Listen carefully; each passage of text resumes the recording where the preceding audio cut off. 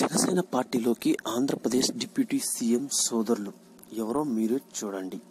జనసేన పార్టీకి జనబలం లేదు అని మీడియా బలంతో గట్టిగా చెప్పే ప్రయత్నం చేస్తున్న అధికార ప్రతిపక్ష పార్టీలు మరియు జనసేనుడు చలవతో అధికారంలోకి వచ్చి పదవులు వెలగబెడుతున్న టీడీపీ నేతలకి వారి బంధువర్గంలో అయినా బలం ఉందా అంటే అనుమానాలు వచ్చేసేది జనసేన పార్టీ ఆశావహుల స్కానింగ్ ప్రక్రియకి హాజరవుతున్న వారిలో చాలా మంది అధికార పార్టీ నేతలకి దగ్గర బంధువులే ఉన్నారు.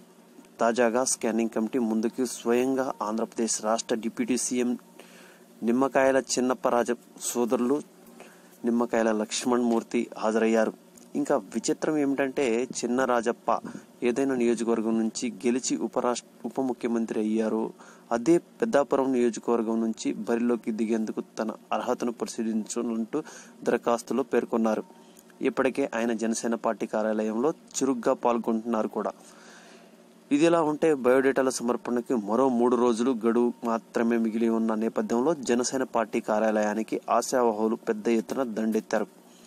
ఒక్క రోజులోనే 220 దరఖాస్తులు స్కానింగ్ కమిటీ ముందుకు వచ్చాయి.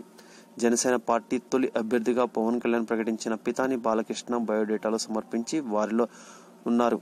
ఇక వైద్యులు, విశ్రాంతి ఉద్యోగులు, యువకులు, మహిళలు కూడా బయోడేటాలు సమర్పించి వారిలో ఉన్నారు. ముఖ్యంగా ఒక్క రోజే 10 మంది డాక్టర్లు విధి విధాన నియోజకవర్గాల నుంచి అభ్యర్థం కోరుతూ బయోడేటాలను సమర్పించారు.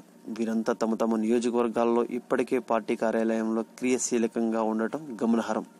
ఇప్పటి వరకు గడిచిన 10 రోజుల్లో జనసేన స్కానింగ్ కమిటీ ముందుకి వచ్చిన బయోడేటాల సంఖ్య 2000 దాటింది. చివరి 3 రోజులు ఈ రద్దీ మరింతగా ఉండవచ్చని స్కానింగ్ కమిటీ భావిస్తుంది. జనసేన లేటెస్ట్ అప్డేట్స్ కోసం మన ఛానల్ లైక్ చేయండి, షేర్ చేయండి, సబ్స్క్రైబ్ చేయండి. Thank you for watching. Janasena పార్టీలోకి